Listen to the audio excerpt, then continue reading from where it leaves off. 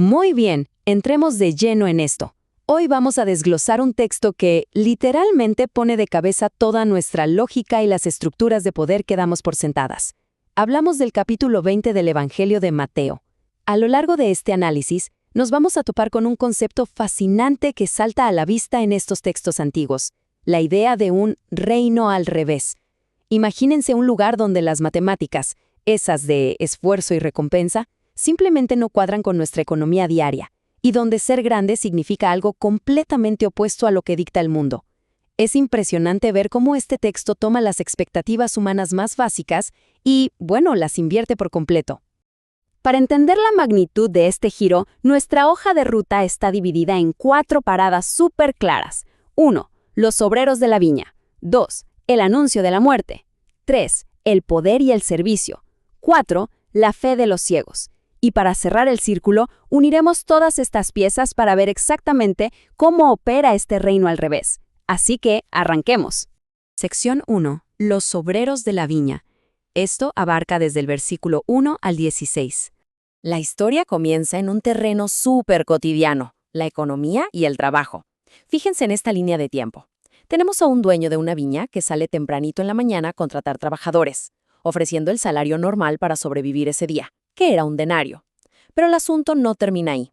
Él vuelve a salir a la hora tercera, tipo 9 de la mañana, y encuentra más gente sin trabajo.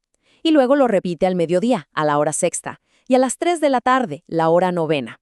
Pero lo verdaderamente loco pasa a la hora 1/10, literalmente a 1 hora de que caiga el sol y termine el día de trabajo. Ve a unas personas ahí, esperando simplemente porque nadie los contrató, y los manda también a la viña. Toda esta secuencia cronológica va creando una tensión enorme, porque sabemos que se acerca el final del día. Y claro, llega la hora de pagar. Y justo ahí, en el momento del pago, es donde nos llevamos la gran sorpresa. Ahora, lo que es realmente interesante aquí es cómo esto choca con nuestra psicología. El dueño ordena que les paguen primero a los que llegaron de último, dándoles un denario completo. Imagínense ser de los primeros, de los que estuvieron 12 horas sudando bajo un sol abrasador. Su expectativa matemática y lógica era evidente, pensaron que iban a recibir más. Pero la realidad les rompe todos los esquemas, porque a cada uno le dan exactamente un denario. Desde nuestra visión de mérito estricto, esto parece un error gigante de contabilidad, y, como era de esperarse, empiezan los reclamos. Frente a las quejas por haber igualado a los que trabajaron solo 1 hora con los que se aguantaron todo el calor del día, la respuesta que da este hombre es magistral. Él les recuerda que no los está estafando, arreglaron por un denario y un denario se les pagó. Pero escuchen bien esta pregunta, porque da en el clavo. ¿O tienes tu envidia porque yo soy bueno? Fíjense que expone que el verdadero problema aquí no es la injusticia, es la generosidad extrema. La economía de este reino no se mueve por méritos matemáticos proporcionales, sino por una gracia que no se gana. Él tiene todo el derecho de hacer con lo suyo lo que quiera, y resulta que su naturaleza es simplemente ser bueno.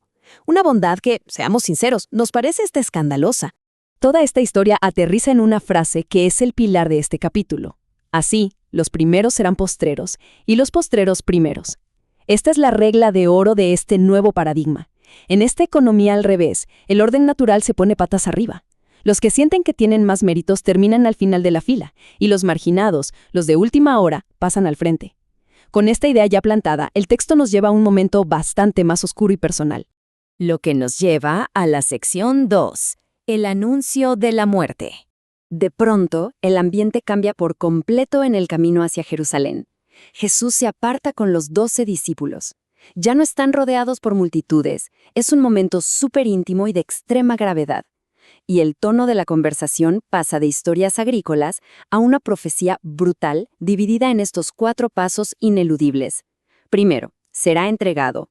Segundo, lo van a condenar. Tercero, será entregado a los gentiles para sufrir burlas, azotes y ser crucificado. Y cuarto, va a resucitar. No hay metáforas aquí. Es un paso a paso escalofriante y muy deliberado hacia su propia ejecución. Para dimensionar lo chocante que es esto, hay que pensar en lo que la gente esperaba en ese entonces. Todo el mundo aguardaba a un rey guerrero, un conquistador que llegara a Jerusalén a derrocar al imperio por la fuerza militar y montara su propio trono. Pero lo que nos presenta el texto es una victoria totalmente incomprensible. El propio líder dice que será un siervo que va a sufrir y a marchar voluntariamente hacia su condena y humillación pública. Las fantasías de un triunfo militar quedan hechas pedazos y son reemplazadas por una cruz. Es, otra vez, el concepto de la realidad invertida en su máxima expresión. Y esto nos conecta perfectamente con la sección 3, el poder y el servicio, versículos 20 al 28. Fíjense en esto, porque justo después de escuchar que su líder va a sufrir y morir, pasa algo casi cómico por lo inoportuno que resulta. La madre de los hijos de Zebedeo, junto con Santiago y Juan, se acerca con una petición enorme. Quieren sentarse a la derecha y a la izquierda en el reino. Básicamente, exigen los mejores puestos de poder.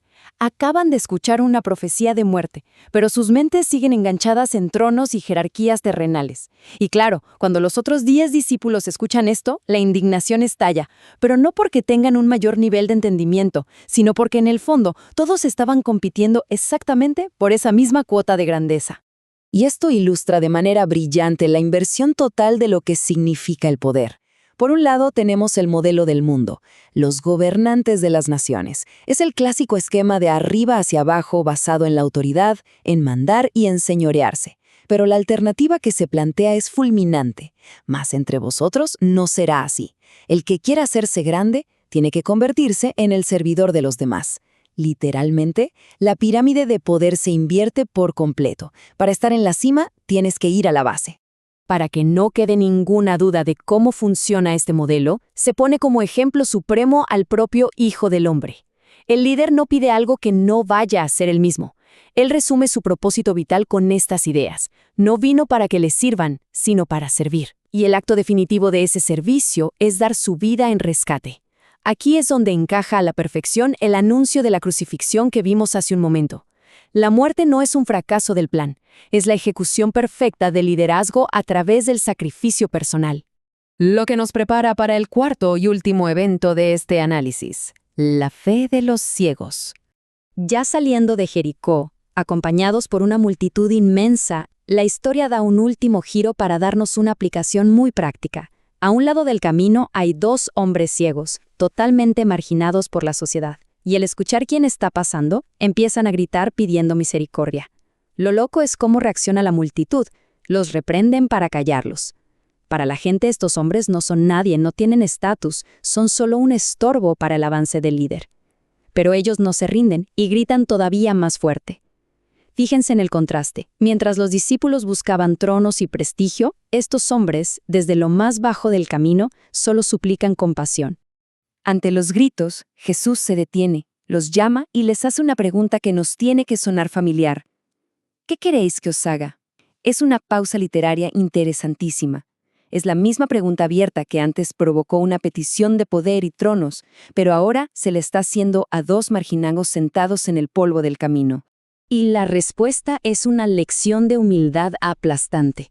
Señor, que sean abiertos nuestros ojos. No piden estatus ni riquezas, ni le piden venganza contra la multitud que los estaba mandando a callar. Simplemente quieren ver. Esta petición tan genuina despierta una compasión inmediata.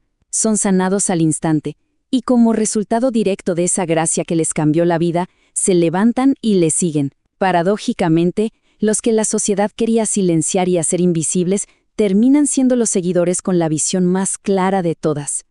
Entonces, el punto crucial de todo esto lo vemos en nuestra sección final. Un reino al revés. Si repasamos esta tabla, podemos ver cómo todas estas historias, que parecen tan diferentes, apuntan exactamente al mismo y poderoso argumento. Es increíble ver la magnitud de esta inversión.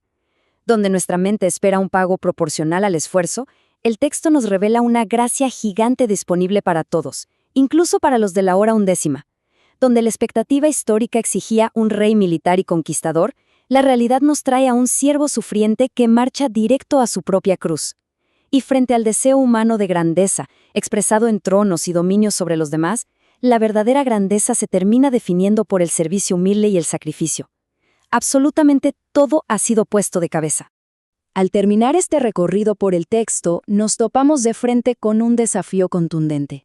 No se trata solo de un relato histórico interesante, es un choque frontal de cosmovisiones. Ver esta realidad invertida nos obliga a evaluar nuestras propias ideas de justicia, de éxito y de cómo entendemos la autoridad. Como plantea esta última pregunta en pantalla, ¿estamos listos para operar bajo la lógica de un reino donde los últimos son los primeros? Es un reto enorme, ¿verdad? Una pregunta profunda que nos invita a seguir escarbando en los misterios de estos textos. Muchas gracias por acompañarnos en este análisis a fondo. Hasta la próxima.